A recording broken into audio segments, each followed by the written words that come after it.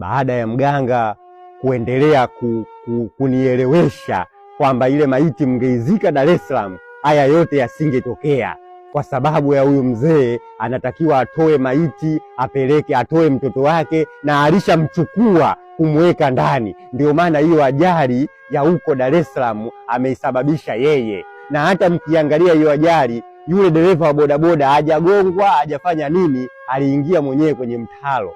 Ni kweli sio kweli?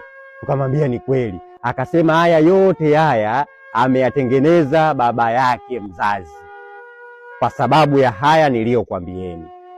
Sasa na wakati huo mtoto wake wa kike anatakiwa atolewe naye apelekwe kwenye uchawi. Kwa hiyo huyu mzee ana muda mfupi sana atakuwa hana mtoto, lakini tayari ataishi kwa umri mrefu sana. Atategemea misukule ambayo tayari anayo mingi ya watu ambao amewatoa.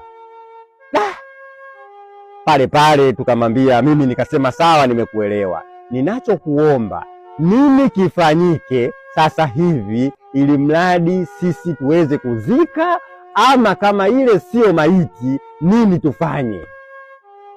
Mganga akasema, ili mimi niyafanye ya kuyafanya, lazima mzee aje aniambie fanya. Bila ya hivyo, chukueni maiti ileteni hapa, ageni kwamba bwana mzee, sisi basi tunachukua maiti tutaenda kuweka msiba sehemu nyingine.